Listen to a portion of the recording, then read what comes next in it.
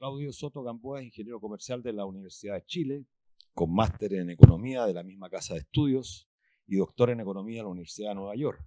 Anteriormente se desempeñó como gerente de estudios y política pública del Banco Santander de Chile hasta 2017. ¿Sí? Hasta el momento de su nombramiento como consejero del Banco Central. Fue asesor macroeconómico principal del Ministerio de Hacienda entre los años 2014 y 2017. Cuenta con distintas publicaciones en revistas especializadas y capítulos de libros. Además, dentro de sus actividades académicas, ha sido profesor de distintos cursos de pre- y posgrado en macroeconomía y teoría monetaria en la Universidad de Chile, en la Universidad Católica y en la Universidad Diego Portales. Bueno, y actualmente es consejero del Banco Central. Así que, Claudio, te damos la bienvenida y muchas gracias por venir. Bueno, quiero presentar a nuestra compañera presidenta de la Confederación, Andrea Riquelme, a la vicepresidenta Andrea Anamballera, bueno, y a muchos consejeros de distintos bancos, para que Claudio sepa que estás con los bancarios. Tú eres bancario. Los celulares, sí, por favor, decirles. Claudio. Muchas gracias. Muchas gracias, Luis. Bueno, muchas gracias a ustedes por la invitación. Yo le comentaba a Juan Pablo que nosotros hacemos un despliegue de IPOM que lo ordenamos en cada IPOM. Los IPOM son 4 veces al año y hacemos todo un plan de despliegue y nosotros debiésemos definitivamente tener instancias como esta en cada uno de los IPOM. Pueden ser los bancarios, pueden ser otros sindicatos, pero yo creo que es muy importante que nosotros ampliemos un poquito el despliegue, así que muy encantado de estar con ustedes. No sé si habían tenido otra presentación de IPOM previamente, pero si no, si es la primera, bueno, encantado de poder entonces dar a conocer este informe y poderlo conversar y comentar con ustedes. Segundo comentario que quería hacer, nosotros estamos terminando un año que ha sido muy especial para el Banco Central. También quería compartir eso con ustedes, porque estamos cumpliendo 100 años. Tuvimos nuestro aniversario en agosto. 100 años del Banco Central es una historia muy larga. Hay un libro que escribió un gerente del banco, Camilo Carrasco, y estoy leyéndolo, son 3 tomos gruesos, pero es muy interesante, se lo recomiendo mucho, porque está mucho de la historia bancaria del país descrita en ese libro a partir de lo que hacía el Banco Central, cómo interactuaba con los bancos en los años 40, los años 50, etc. Tuvimos muchas actividades, creo que es bien interesante, todavía quedan algunas cosas, y hay una página web donde están todos los hitos de 100 años de historia que han sido muy, muy relevantes. Voy a comentar al final algo que me parece que es bien importante respecto de los 100 años, que está relacionado con la credibilidad, la autonomía y la credibilidad del banco, por el episodio que pasó el año pasado con el tema de las tarifas eléctricas, que yo creo que ilustra muy bien la importancia de tener un organismo autónomo que pueda enfocarse en la inflación, permita actuar con flexibilidad para enfrentar la inflación. Voy a detenerme en ese tema más adelante en la presentación. Bueno, tenemos básicamente 4 grandes mensajes en este informe. Lo primero, hablando de la inflación, es que la inflación ha bajado más rápido de lo que esperábamos. ¿Ya? Tenemos desde septiembre, que fue nuestro último informe, hasta ahora hemos tenido ya varios registros inflacionarios que en general han tendido a sorprender a la baja. Las sorpresas han estado enfocadas en el componente subyacente de la inflación y particularmente en los precios de los bienes. Y ahí voy a comentar por qué algunas hipótesis que estamos barajando de por qué la inflación ha bajado más rápido, pero lo concreto es que ya estamos muy cerca de llegar a la meta del 3%. Lo segundo es que esto se ha dado en un contexto donde la actividad económica en general ha sido algo mejor. Esto ha sido así tanto a nivel global como a nivel local. A nivel global hemos visto mejores cifras de crecimiento a pesar de todos los ruidos que se han generado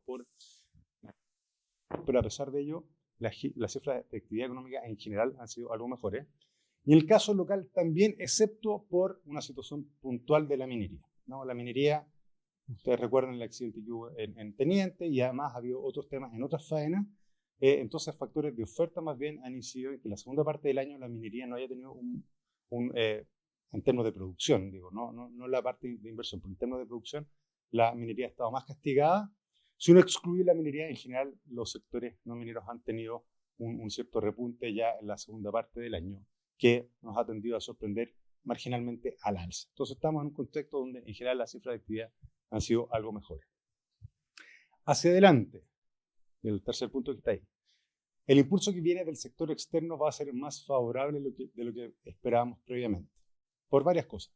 Uno, está las cifras de crecimiento global, que en general las hemos revisado al alza, por lo que estamos viendo actualmente. Estamos viendo actualmente que el crecimiento en el mundo ha sido algo mejor, por lo tanto, hacia adelante también pensamos que va a ser algo mejor. Lo segundo es que los términos de intercambio para Chile, vale decir, la relación entre el precio de las exportaciones y las importaciones, ha subido y se espera que sea mejor de lo que se esperaba previamente. Y aquí estoy hablando principalmente del precio del cobre, obviamente, pero también vemos, por ejemplo, el precio del petróleo, que es un insumo, que es un precio de importación, en este caso también ha caído. Entonces tenemos que la relación entre precios de exportaciones y precios de importaciones en general ha mejorado, y además las condiciones financieras a nivel global han tendido a mejorar en el margen, ¿ya?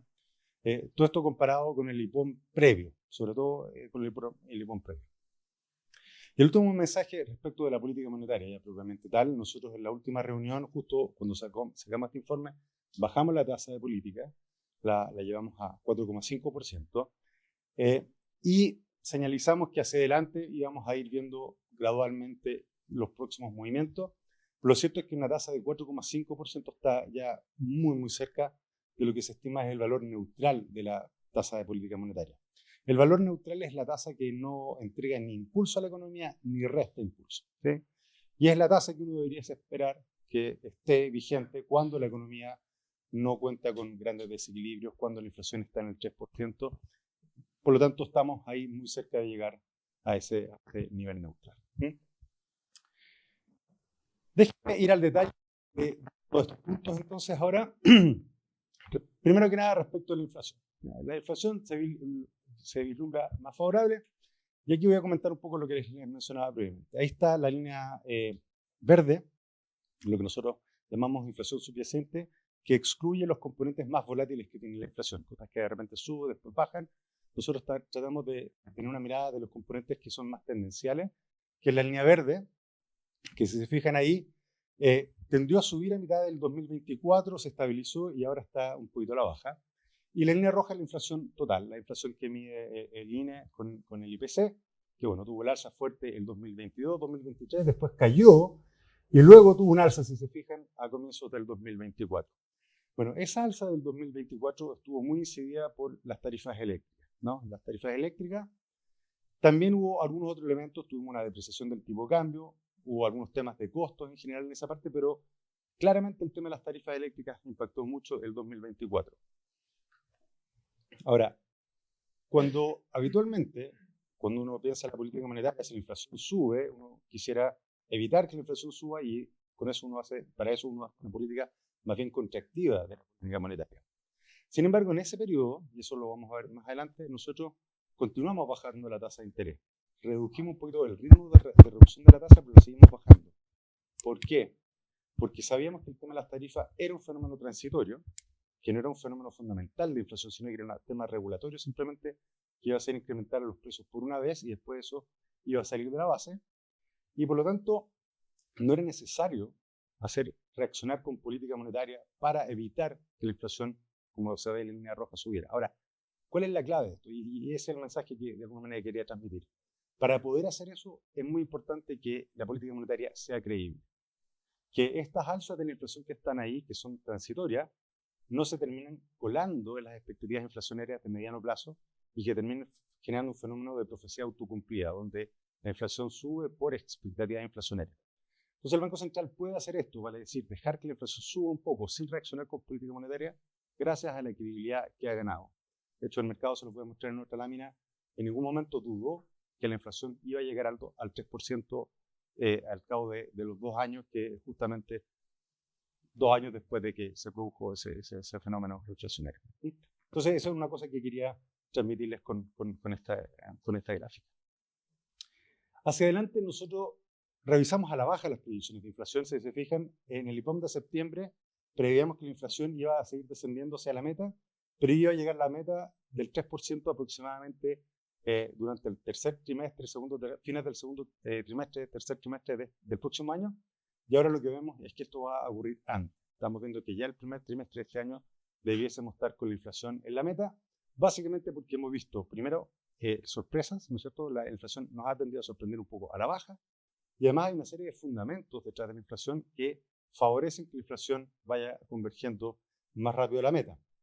En particular, tenemos que el tipo de cambio se ha tendido a apreciar más rápido de lo que nosotros habíamos pensado. Nosotros en septiembre, cuando hicimos las proyecciones, decíamos hacia adelante el tipo de cambio debiese apreciarse, pero lo cierto es que la apreciación ha sido más intensa de lo que pensaba. Entonces, es uno de los factores que, por una parte, explican la menor inflación y hacia adelante también contribuyen a que la inflación converja más rápido a la meta. Luego, esto es una cosa, no tenemos evidencia tan dura, pero es una cosa que hemos ido explorando. Se ha producido un fenómeno de desviación de comercio desde los países más afectados por las tarifas hacia países que no han impuesto tarifas, como el caso de Chile. Entonces, por ejemplo, toda la producción excesiva o toda la producción de bienes manufactureros de China que no pueden entrar a Estados Unidos se ha ido desplegando hacia distintos mercados a precios más baratos. Eso también ha tendido a favorecer a países como el nuestro. Y tenemos alguna evidencia, no es una evidencia todavía muy sólida, pero tenemos alguna evidencia de que algo de eso pueda estar ocurriendo. Y por último tenemos factores de costo. Los costos laborales, ustedes pueden ver que tuvieron 2 ciclos de alzas fuertes y se han tendido a moderar hacia valores cercanos a los promedios históricos. Y luego, esto también es algo exploratorio, hemos visto algunos indicadores de productividad que han tendido a subir, ¿no? Entonces tenemos que una moderación de los costos laborales nominales con alzas de productividad implica que los costos laborales reales en términos de ajustados por productividad se han moderado y eso también ha contribuido a moderar la inflación. Y por último está el tema de las expectativas. Y aquí quiero tener un segundo. Nosotros tenemos 2 encuestas, de hecho tenemos otra encuesta más, pero estas las que tenemos de alta frecuencia.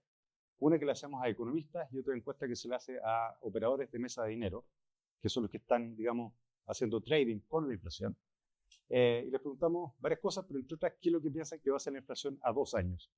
Y si se fijan, la línea celeste, en un momento cuando la inflación se nos fue arriba, llegó a 14%, en un momento las 2 encuestas apuntaban a que a 2 años no íbamos a llegar a la meta del 3%, ¿no? Que es ese periodo que está ahí en torno al año 2022. Para decir, hubo un tema con la credibilidad o la capacidad del Banco Central de controlar la inflación en el horizonte de política. Eso después se normalizó, las expectativas volvieron a alinearse al 3%, tuvimos un episodio a comienzo del 2025 también, cuando la inflación estaba todavía bastante por sobre la meta, que una de las encuestas mostró una pequeña alza, que es la línea naranja que está ahí, pero luego descendió. Y en general, durante casi todo el periodo de alza de las tarifas eléctricas que les comentaba antes, donde la inflación se fue de nuevo al 4,5%, había llegado casi al 3%, habíamos estado en 3,2%, se fue al 4,5%, pero las expectativas en general se mantuvieron ancladas al 3%. ¿No? Ese es el punto que quería recalcar, que la credibilidad del banco permitió que pasáramos este periodo de aceleración de la inflación transitorio sin efectos en las expectativas. Déjenme ahora hablar un poco de la actividad económica. Lo primero es que hemos visto una aceleración muy importante de la inversión, que es en la barra roja que está ahí. Ya en el tercer trimestre de este año hemos visto bastante dinamismo de la inversión. Ahora, ¿dónde está ese dinamismo? Básicamente en 2 sectores económicos, en la minería y en la energía. Son los sectores donde están los grandes proyectos de inversión. Todavía no tenemos datos oficiales de cuentas nacionales que desagregan la inversión por sector económico, pero tenemos algunos indicadores parciales que construimos nosotros internamente con microdatos, donde podemos asignar la importación de maquinaria a qué sector final va, y a partir también de la encuesta del catastro de la Corporación de Bienes de Capital, uno puede ir viendo más o menos hacia qué sectores está dirigiéndose la inversión. Y aquí lo que tenemos es que minería y energía básicamente son los sectores que más están generando demanda por inversión, y eso ya ha tenido un impacto en el tercer trimestre de este año. El consumo privado ha ido evolucionando más o menos en línea con lo que se esperaba. Tuvimos una cierta aceleración en el segundo trimestre, una pequeña moderación en el tercer trimestre, pero eso ha estado más o menos en línea con lo que se esperaba,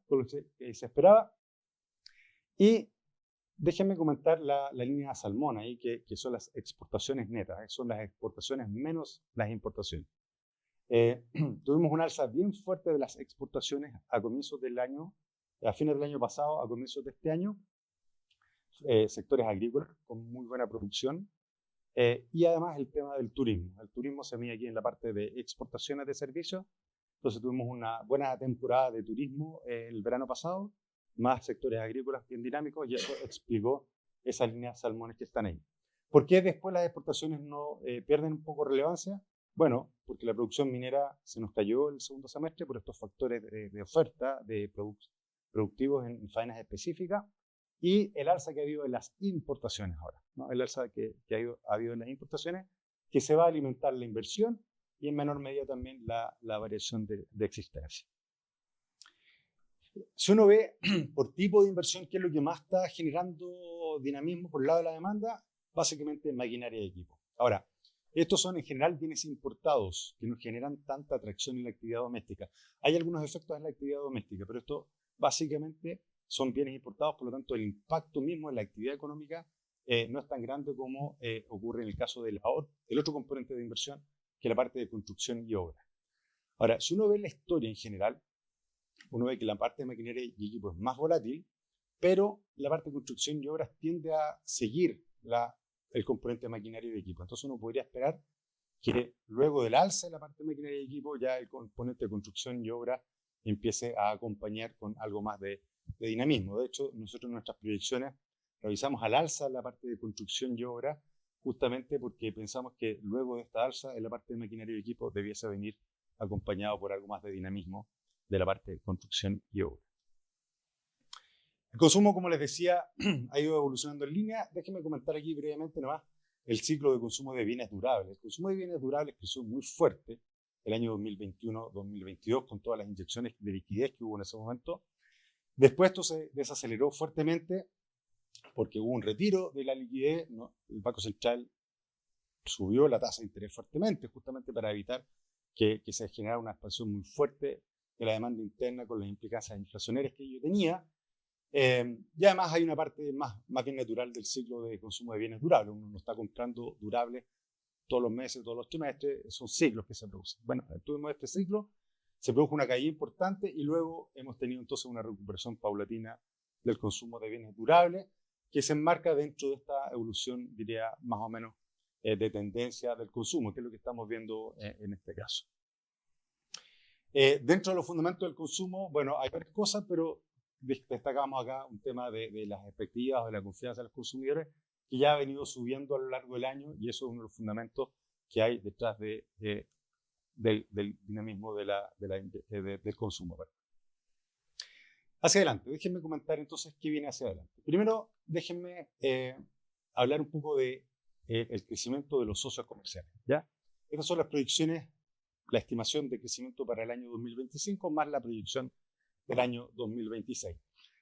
Si se fijan las barras al lado izquierdo, las barras grises las vinimos corrigiendo hacia abajo, y eso pasó en casi todos los organismos internacionales y en todos los países, que cuando se produjo la tensión máxima de la guerra comercial, todo el mundo esperaba que esto tuviera repercusiones en la actividad económica, ¿no? Todo el mundo pensaba que mayores tarifas y la incertidumbre arancelaria también, no solo las tarifas mismas, sino que toda la incertidumbre que se había generado en torno a las tarifas iba a tener repercusiones en la actividad económica, y por eso las proyecciones en general de crecimiento del mundo se fueron revisando a la baja, sobre todo en Estados Unidos. Si se fijan ahí, la barra gris clarita, y después se produce una barra. Ahora, los datos han mostrado que el impacto no ha sido tan grande, ¿ya? O más bien ha habido otros factores que han compensado el impacto de las tarifas. Todavía no tenemos elementos para separar una de otra. Pero lo cierto es que los datos han venido mostrando que el dinamismo de la actividad no ha sido tan lento como se esperaba, y se han ido revisando al alza las proyecciones. Entonces aquí hay varias hipótesis, pero aquí hay dos posibles mecanismos. Uno es que las tarifas al final del día no tuvieron tanto impacto, la incertidumbre de las tarifas no tuvo tanto impacto, y las economías pudieron funcionar no tan castigadas como hubiera sido, como se pensaba que pudiera haber sido. Esa es una hipótesis. El otro tema que ha surgido con mucha fuerza es la irrupción de la IA, de la inteligencia artificial. La inteligencia artificial no solo tiene un impacto, y se espera que tenga un impacto futuro en cómo hacen las cosas, sino que ya está teniendo un impacto efectivo en la inversión, sobre todo en Estados Unidos. No lo tengo aquí en la presentación, pero hay estudios que muestran que el crecimiento de la inversión del tercer trimestre de este año en Estados Unidos estuvo muy fuertemente por toda la inversión relacionada con la IA. Me estoy refiriendo a los data center, inversiones asociadas a la energía que se requiere para la IA, que ha sido producción de chips, etc. Entonces, ha habido mucha actividad en torno a la inteligencia artificial que ya está teniendo efectos macroeconómicos en la actualidad. Entonces, esto pudo haber de alguna manera escondido los efectos que venían por el impacto de la guerra comercial. Todavía no hay elementos como para separar una u otra cosa, pero lo cierto, lo concreto es que las cifras de actividad en el mundo han sido algo mejores. En el caso de Estados Unidos, ahí se ve entonces esa U, lo mismo en la eurozona. Y en el caso de China, lo cierto es que nunca se pensó que iba a haber un efecto tan grande y más bien se ha ido revisando al alza entonces la predicción de crecimiento. Lo segundo son las condiciones financieras a nivel global. Cuando se produjo las tensiones por la guerra comercial, que estaban además acompañadas por todos los temas bélicos en Medio Oriente y en Ucrania, lo cierto es que tuvimos un estrechamiento de las condiciones financieras. Hubo alza en las tasas de interés, caídas en las bolsas, etc. Pero de ahí en adelante, lo que hemos visto más bien es un relajamiento de las condiciones financieras. Aquí lo estamos ilustrando con las tasas de interés de largo plazo. Tasas de 10 años en Estados Unidos han ido cayendo. Eso ha permeado en general a las tasas de interés en el mundo y ha tenido algún impacto también en las tasas de interés en Chile. Como se fijan ahí, las tasas de interés de 10 años también han ido cayendo. Eso lo vemos en las tasas de interés.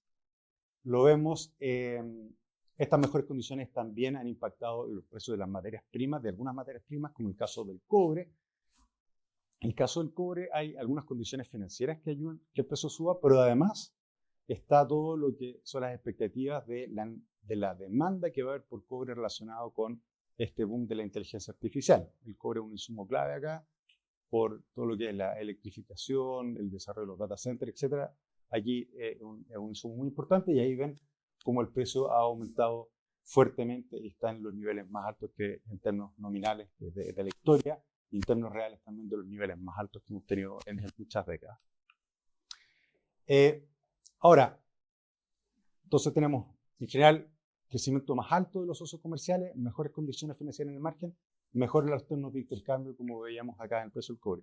Pero de todas maneras, creemos que todavía hay riesgo. Y aquí quiero detenerme también un segundo porque el caso de la inteligencia artificial, por ejemplo, si uno ve la bolsa en Estados Unidos, la bolsa subió con mucha fuerza, pero si uno descompone cuáles son los factores que han impulsado al alza la bolsa, gran parte del incremento desde comienzo, desde mitad de año, este gráfico está hecho desde mitad de año, si uno se para más atrás, también es algo así, gran parte del alza está asociado a las expectativas que se ha generado en torno a la inteligencia artificial. Una fracción menor son el resto de las empresas no relacionadas directamente con la IA. Entonces, ¿cuál es el riesgo acá? Que a poco andar nos demos cuenta que en realidad todas las expectativas que se han generado en torno a la IA hayan sido exageradas, ¿no? Y que haya habido una sobreexpectativa respecto al impacto que puede tener. Si eso ocurre, lo que vamos a tener es una corrección de los precios de las acciones de todas estas empresas vinculadas y eso podría arrastrar la bolsa en Estados Unidos y generar tensiones financieras a nivel global, junto con los impactos de la actividad económica real, propiamente tal, que como les digo, ya se están haciendo esas inversiones podrían dejar de hacerse, podrían frenarse, si es que en algún momento el mundo se convence de que las expectativas que se han generado en torno a la IA son exageradas, ¿no? Entonces, este es un riesgo y que el principal mecanismo por el cual se podría gatillar es a través de los mercados financieros, que son los que son en general, tienden a ser más volátiles y además están mirando en general hacia adelante, ¿no? Los mercados financieros siempre están mirando hacia adelante y si cambian las expectativas respecto a lo que va a pasar a futuro, se podría producir aquí un ajuste. Y lo otro, el tema de la situación fiscal, ¿no? Ahí vemos la evolución de la deuda de los países avanzados en general.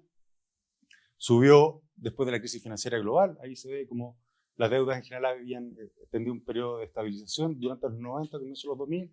Luego viene la crisis financiera del 2008-2009, que hay un fuerte incremento de la deuda. Todas las políticas de apoyo que hubo en ese momento generaron déficit grandes.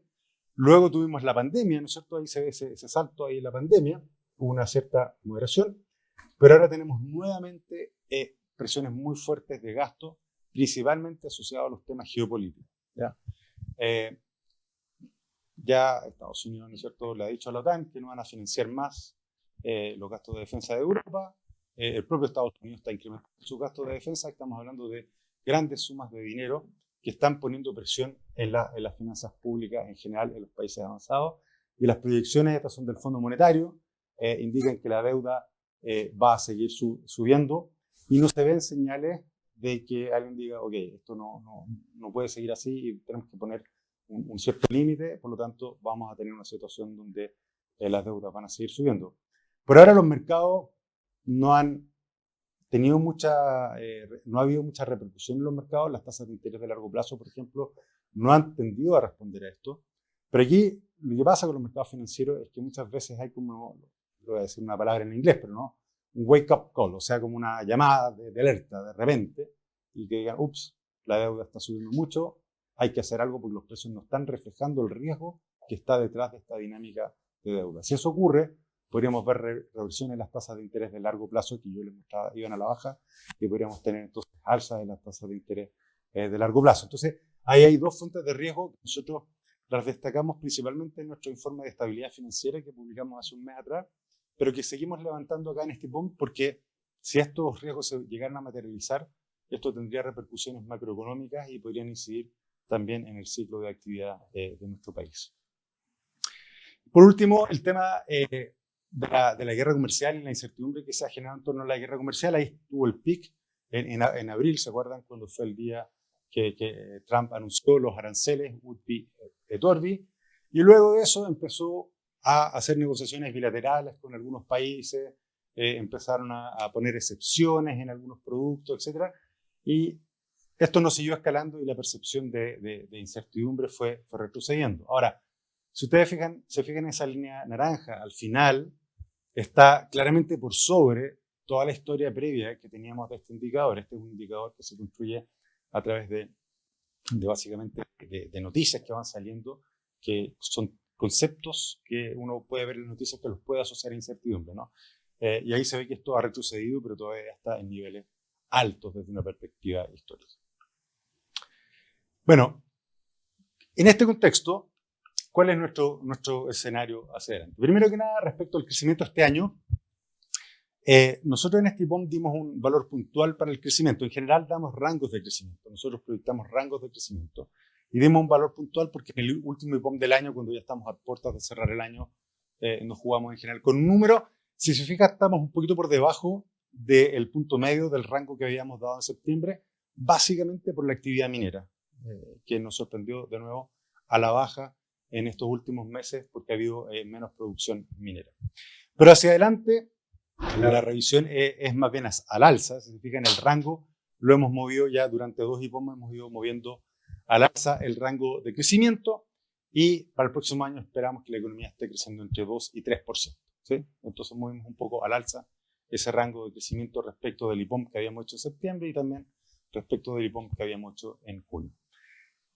Para el 2027 mantenemos el rango, ¿ya? Esto está muy anclado a nuestra visión del crecimiento tendencial de la economía. El crecimiento tendencial es el crecimiento de muy largo plazo al cual nosotros pensamos que la economía debiese converger una vez que los ciclos se van difumando. Una vez que tenemos una disipación de los ciclos, tanto expansivos como contractivos, la economía debiese crecer en torno a ese crecimiento tendencial. Es un número que nosotros revisamos de tanto en tanto, no lo hemos revisado, que está en torno al 2%. Detrás de ese número hay productividad, hay crecimiento de la fuerza de trabajo y hay crecimiento del capital, ¿no? Son los 3 factores productivos, el trabajo, capital y productividad, y no hemos revisado nuestras proyecciones de largo plazo respecto de esos números. Por lo tanto, seguimos viendo una economía que debiese converger hacia el 2%. Si uno ve los componentes de demanda ahora, en general las revisiones más importantes han sido por el lado de la inversión. Para este año ya revisamos desde un 3,7 que teníamos en junio a un 5,5, luego en septiembre, ahora un 7% de la inversión. Yo les mostraba este fuerte salto del componente equipo, muy relacionado con la minería y con la energía. También para el próximo año revisamos al alza, no tan intenso, pero sí hemos revisado al alza la inversión y luego la inversión de nuevo, convergiendo hacia niveles más cercanos a los valores de tendencia, en torno al 3%, y luego esto debiese ir convergiendo más a valores cercanos al PIB tendencial. Y en el caso del consumo, No revisamos desde el IPOM anterior hasta ahora, mantenemos el 2,7% porque lo cierto es que no hemos tenido grandes sorpresas por ahí y vemos un consumo creciendo en torno a su tendencia, algo por sobre el 2%, pero no muy distinto del 2%.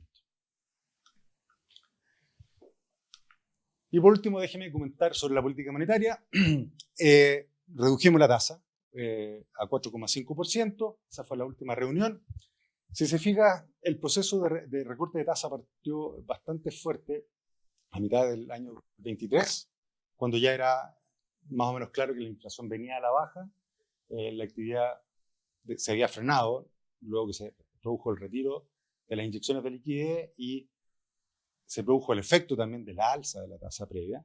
Y ahí ya había indicios de que la inflación venía a la baja y entonces el Banco Central empezó a recortar la tasa bastante agresivo. Si ustedes, no lo tengo acá, pero si uno compara con otros países que han tenido ciclos monetarios más o menos parecidos, los recortes acá han sido bastante intensos, bastante rápidos. Luego, a mitad del 2024, fuimos frenando el ritmo de recorte por dos razones. Bueno, tuvimos esta aceleración de la inflación, no subimos la tasa en respecto a ello, pero lo que sí, moderamos un poquito el ritmo de los recortes. Y lo segundo es que ya empezamos a ubicarnos en un terreno donde estamos muy cerca de lo que se conoce como la tasa de interés neutral, ¿ya? O sea, una vez que uno está en la tasa de interés neutral, la tasa de interés ya está dejando de restar impulso a la economía. Entonces ya estamos muy cerca. Nosotros en este último informe revisamos este número, tenemos un rango que va desde 3,75 a 4,75 para la tasa de interés nominal. Esta es la tasa de interés de referencia para los préstamos interbancarios. Y estamos en 4,5, o sea, estamos ya dentro del rango. Estamos dentro del rango, estamos muy cerca del punto medio del rango, por lo tanto ya la política monetaria no está produciendo un freno a la economía prácticamente. Estamos en una situación casi de neutralidad en términos del impulso monetario. En el informe, en general, nosotros presentamos esta herramienta. Esta es una herramienta comunicacional que tenemos en el informe, donde básicamente lo que mostramos es un corredor de lo que podría ser la política monetaria hacia adelante. Los bordes de este corredor son escenarios que no son el escenario central que estamos dibujando, sino que son escenarios alternativos. Hay un escenario donde la actividad económica en Chile empieza a crecer más rápido, tenemos mayor dinamismo de la demanda interna y que pueda empezar a generar presiones inflacionarias. Si ese es el caso, la parte superior del corredor implica que nosotros eventualmente podríamos tener que subir la tasa de política monetaria si se diera ese escenario, que no es el escenario central, es un escenario alternativo de mayor crecimiento de la demanda interna, ¿ya? Después hay otro escenario que es básicamente asociado con los fenómenos globales. Si tenemos un problema a nivel global, dados los riesgos que estamos viendo, donde la economía global se desacelera más rápido y vemos menos presiones inflacionarias a nivel global, bueno, en ese caso también va a haber menos inflación en Chile y vamos a tener que irnos por debajo, en la parte baja de ese corredor, con la tasa reduciéndola por debajo de la tasa de interés neutral, ¿no? Entonces esos son escenarios alternativos que nosotros discutimos en el informe. Y ahí ustedes pueden ver más o menos la parte central. Nosotros no dibujamos un punto de la parte central, damos un área, pero esos puntos que están ahí son las encuestas, son distintas encuestas y las tasas de mercado, ¿no? Las tasas de mercado básicamente apuntan a una tasa de política monetaria que debiese estar en torno a los valores que estamos viendo hoy día. O sea, no hay visiones respecto de movimientos ni hacia el alza ni a la baja muy significativos respecto de lo que estamos en la situación actual. ¿Sí? Bueno, ese era el informe y aquí está un poco remarcar lo que ha sido este informe, los puntos centrales, pero lo cierto es que estamos, como les decía, muy cerca de la meta del 3%. Es probable que ya durante el primer trimestre del próximo año estemos con cifras en torno al 3%, y de no mediar algo, y siempre pasan cosas, de no mediar nada, debiésemos estar con la inflación oscilando en torno a la meta de ahí en adelante. ¿Sí? Bueno, muchas gracias.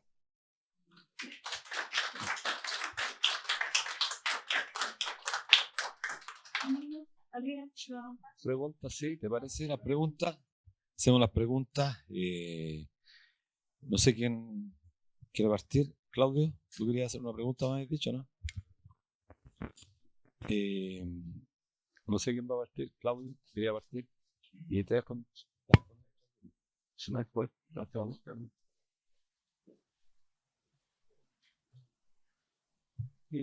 Bueno, pues la presentación que se reflejaba que las proyecciones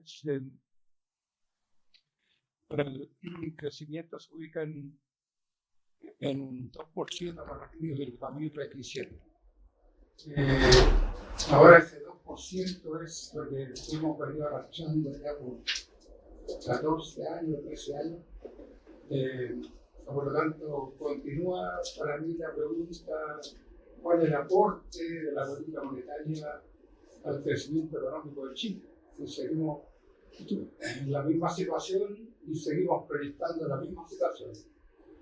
Ahora, lo segundo, y relacionado con esto, por supuesto, yo creo que esto amerita tal vez la revisión de algunos indicadores de medición del crecimiento económico. O sea, particularmente lo que es la formación bruta de capital fijo. O sea, si alusión tú, por ejemplo, el tema de maquinarias, pero también ha salido mucho estudio en Chile, sobre todo en la Universidad de Chile, de que tenemos una paradoja, ¿no? Es una paradoja en que si gran parte de la inversión se realiza en la minería sufre un problema de la ley minera, y la ley minera a su vez se traduce en dos cosas, ¿no? Una muy baja producción total, pero irónicamente requiere cada vez más inversión. Entonces, lo que está reflejando en consecuencia el aumento de la formación de capital fijo, no puedo asegurar casi nada. No sé cuál es la opinión de resultado. ¿Junto para la pregunta o sí. A ver,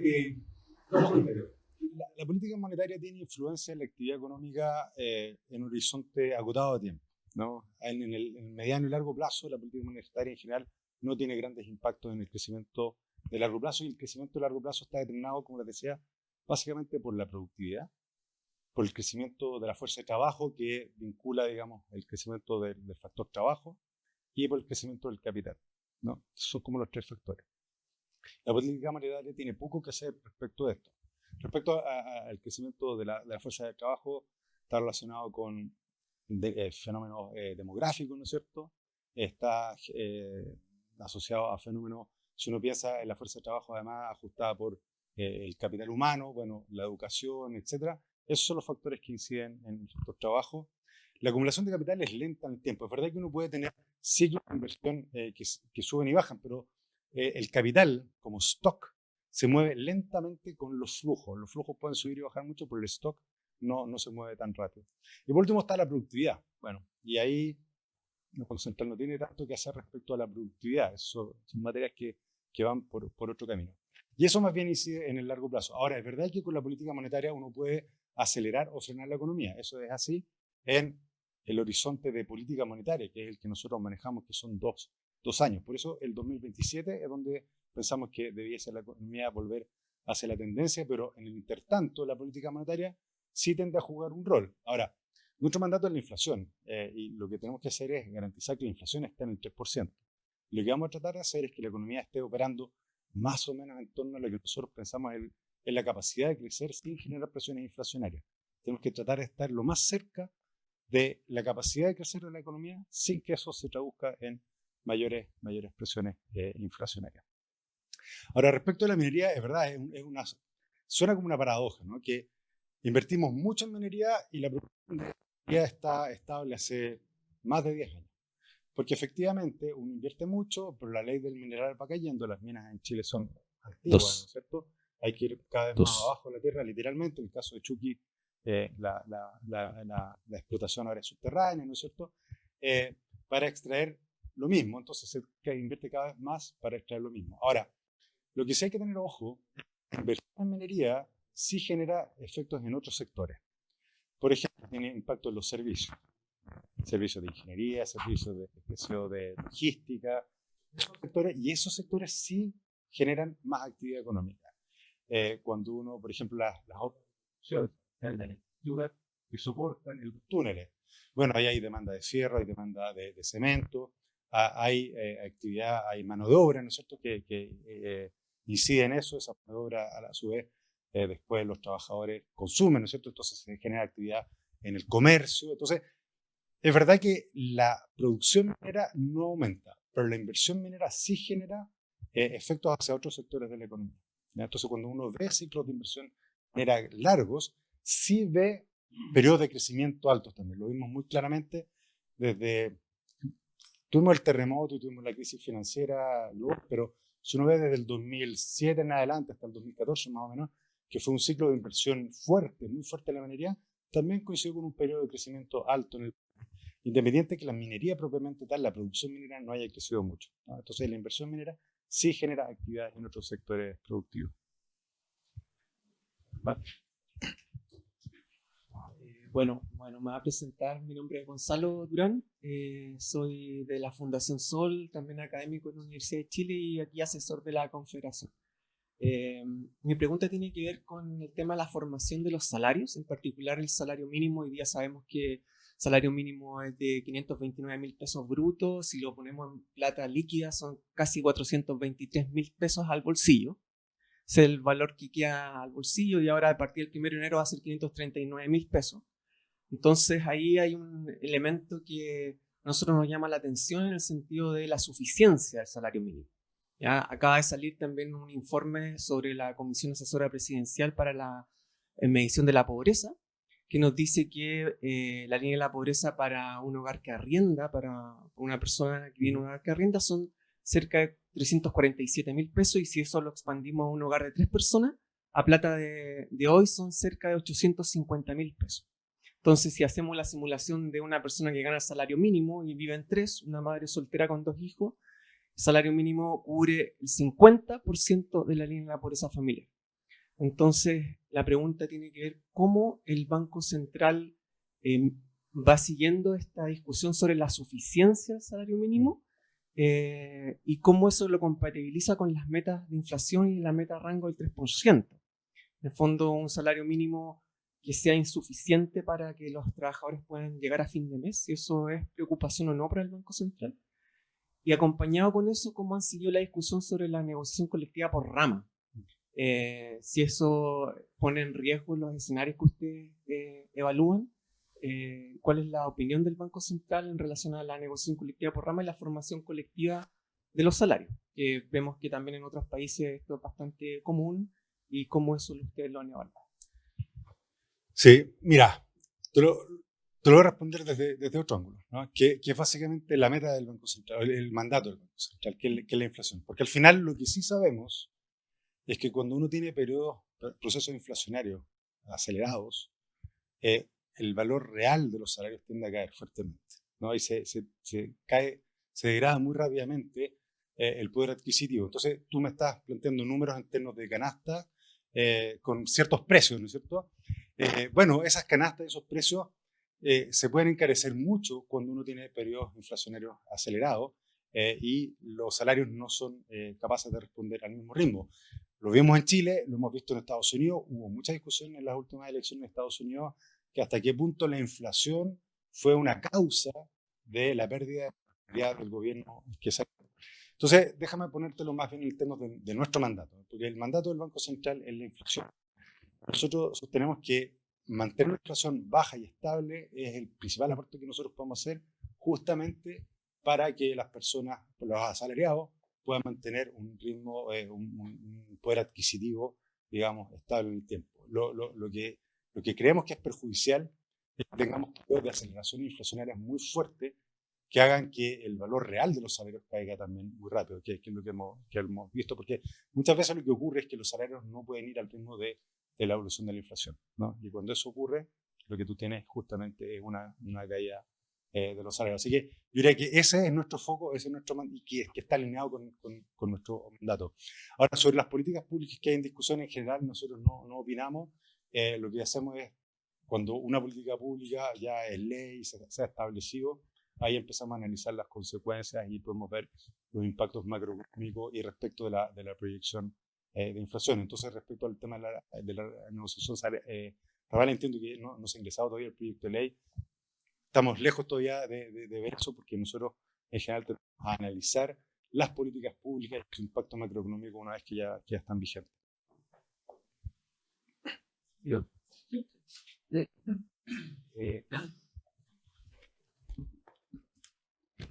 Cuando uno lee con cierto detenimiento el informe de política monetaria del Banco Central, entre líneas puede inferir algunas cosas que son de alguna manera preocupantes. Ese énfasis de preocupación que tiene el Banco Central respecto al incremento de los precios, pero ya no concentrado en el tema de la oferta, sino en la demanda. Eso podría parecer trivial si uno no analiza qué es el mensaje que está mandando el Banco Central. Y uno puede inferir entonces que la preocupación mayor es que la demanda se mantenga constreñida de alguna forma. ¿Sí? Aumentan los precios. Respecto a la pregunta que recién respondía, se confirma esta tesis. Es decir, hay que tener control sobre los precios. Y digámoslo más claro, porque somos sindicalistas, hay que tener control sobre los salarios.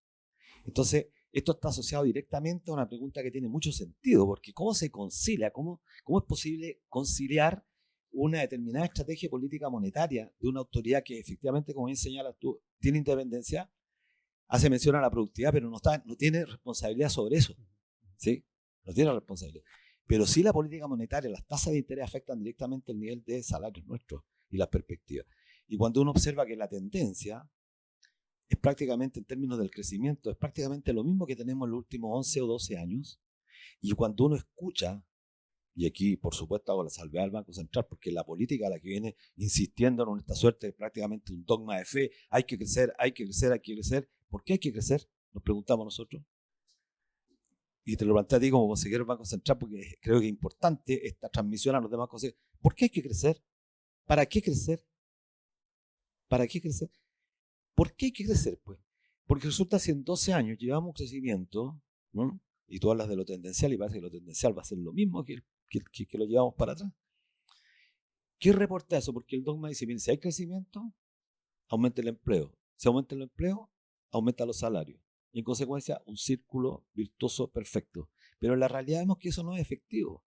Y por eso, siendo esta pregunta una pregunta más bien de carácter político, el tema es la negociación colectiva ramal, que tiene como propósito generar una mejor redistribución del ingreso, porque bueno, Chile tiene indicadores que son nefastos, que por supuesto entiendo que ustedes, si bien es cierto no su política, la deben corregir. La pregunta mía central, y disculpa que haya sido tan extenso en la introducción, tiene que ver cómo el Banco Central considera estos elementos de aumento de los salarios que son parte de la política pública. Y te pongo un solo ejemplo que es medio alarmante. ¿Qué pasa si este año, el próximo año, Pamela Giles con los 14 diputados del PDG, sumando a todas las otras fuerzas, plantea nuevamente el quinto retiro de los fondos de pensiones, que es el punto central, digamos, para la política monetaria, el control? Pero lo pongo como tirar el mantel, ¿no? ¿Sí? Y tú lo entiendes bien, Claudio. Pero esa es la pregunta central. ¿Cómo, si la preocupación mayor de usted está concentrada en la demanda, cómo hacemos entonces para conciliar con los salarios? A ver, nuestra preocupación no necesariamente es la demanda, es la inflación. Ya, déjame ir un paso para atrás y quiero explicar eso. ¿Sí? Lo que pasa es que nosotros vemos riesgos. Eso es el análisis como de escenarios de sensibilidad que planteamos. Porque lo cierto es que hoy día, y eso es un poco lo que está tratando de reflejar en mi presentación, hoy día vemos una economía que está convergiendo hacia lo que es su capacidad de crecimiento, donde si se da el escenario central no vemos que vaya a haber mayores presiones inflacionarias por el lado de la demanda. Pero sí planteamos un escenario alternativo, que es un escenario alternativo, que no es el escenario central, que es que la demanda empieza a tomar mucho más dinamismo por lo que estamos viendo principalmente con la inversión y que eso vaya a generar. Ahora, si eso fuera así, lo que nosotros tenemos que evaluar muy bien es que si esa demanda empieza a generar presiones sobre la actividad que vayan más allá de lo que es no inflacionario para la economía. Porque de nuevo, nuestro mandato es la inflación. Entonces, lo que nosotros tenemos que de alguna manera velar es que si vemos que hay más demanda y eso se traduce en más crecimiento, y eso empieza a generar presiones inflacionarias que vayan a hacer que la inflación se nos desvíe de la meta, bueno, vamos a tener que reaccionar con política monetaria, porque, de nuevo, la gracia de tener este mandato y de la forma que hacemos política monetaria nosotros es que podemos pasar episodios de alzas en la inflación transitorios sin tener que hacer política monetaria en respuesta a ello, ¿no? Pero para garantizar eso, nos tenemos que preocupar de que cuando haya presiones inflacionarias que son ya más de mediano plazo, no podemos ser impasibles a eso, ¿no? Ese es como el juego en el cual nosotros tenemos que ir acomodándonos. Y ahí no solamente estamos viendo la demanda, también estamos viendo condiciones de oferta por todos lados, por factores de costo, los costos importados, el propio tipo de cambio, ¿no es cierto?, que ha venido a la baja, factores relacionados con la productividad. Todos esos elementos nosotros los estamos monitoreando y estamos viendo hacia dónde están apuntando. Ahora, sobre el tema del crecimiento, bueno, efectivamente el crecimiento ha sido más o menos estable, en torno al 2% durante mucho tiempo, y por eso nuestra estimación del crecimiento tendencial apunta para allá. Chile ha pasado por periodos de crecimiento más acelerado, en los 90 hubo crecimiento más acelerado, y eso generó ganancias de bienestar en medidas de distintas maneras, creo yo. Pero bueno, estamos en una situación de estancamiento, o no de estancamiento, pero de crecimiento relativamente bajo, y yo creo que ha habido harta discusión de cómo volver a crecer. Ahora, no voy a entrar a juzgar si eso es bueno o es malo, pero sí ha habido harta discusión, y creo que eso es importante. Ahora, nosotros lo que hacemos es tomar eso como un dato, ¿no? Tomamos eso como un dato que nos sirve para ir calibrando hasta qué punto pensamos que la economía puede crecer sin que eso se vaya a traducir en mayor inflación o en menor inflación, si es que vemos que la economía está por debajo de eso, ¿ya? Y eso es de alguna manera lo que nosotros vamos haciendo. Y nuestro juego, más que decir por la calle que va Chile, es decir, bueno, si vamos por este camino, por esta calle, ¿hasta qué punto podemos desviarnos de alguna manera sin que eso se traduzca en más inflación? En el entendido siempre de que la inflación, cuando es muy alta, es perjudicial, ¿no? Si uno se convence que la inflación no es perjudicial, bueno, eso es otro cuento, pero yo creo que de alguna manera la sociedad se ha convencido que la sociedad es perjudicial, nos ha dado el mandato, nos ha dado las herramientas para que nos hagamos cargo de la inflación, y ahí es donde nosotros nos jugamos, y pensamos que eso al final del día sí tiene impacto en los salarios, ¿no? En los salarios reales, porque cuando la inflación es muy alta, los salarios tienden a caer en términos reales. Eso. Gracias. Y nosotros les tenemos unos regalos.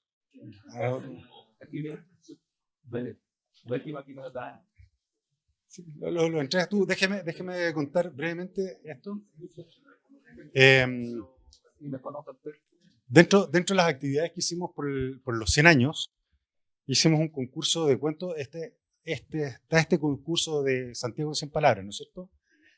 Nos asociamos con la productora que hizo eso y hicimos el Banco Central en 100 palabras, por así decirlo, la historia relacionadas con el dinero, si ustedes quieren, en 100 palabras. Se hizo un concurso a nivel nacional, y este libro refleja los 30 finalistas de ese concurso, y además está ilustrado un libro bien bonito, así que se los queremos entregar. A la presidenta primero, perdón. ¿Ah? Muchas gracias. ¿Estás copiando la idea?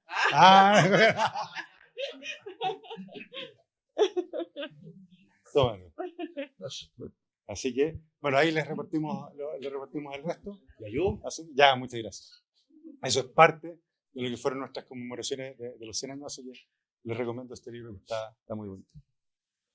Bueno, muchísimas gracias, Claudio, y bueno, esperamos que esta no sea la primera y la última, sino que sea un largo ciclo de debate, y yo creo que eso es lo que requiere a nuestro país, debatir un poco sobre política monetaria, porque se ha visto en los últimos años que esto corresponde más bien a una discusión elitaria de elite, lo que algunos llaman el establishment, término bastante cínico, pero en realidad la política monetaria es una cuestión que nos afecta directamente, ya lo dije al comienzo, positiva o negativamente, y debe ser parte del debate. No es así. Y por eso nosotros fuimos relevantes que vinieron todos para acá, y quiero agradecerlo eso porque me parece muy importante, porque somos además trabajadores del sistema financiero. Alguna relación tenemos con el tema, y la inflación, por supuesto, que es una relación permanente. Así también como la inflación es un tema importante para nosotros, la destrucción del ingreso. Yo hemos sido uno de los pocos sectores sindicales en el país que hemos puesto en énfasis en eso, corregir esa profunda tasa de destrucción negativa que tiene Chile, ¿no? Que eso lo exhibimos como un récord americano, pero que en absoluto no ha llenado el cuello, por el contrario. Así que te agradecemos. Gracias a ustedes por la invitación. Agradecer también que nosotros como Confederación Bancaria estamos cerrando un año exitoso en términos prácticos. se supo hace un par de semanas que nosotros logramos mantener el 31 como feriado bancario, de atención a público, que es un granito, y ahora cerrando el año de manera muy importante con tu informe de política monetaria de Ticón y el último trimestre este año. Muchas gracias. Gracias a ustedes. Sí, pues por supuesto.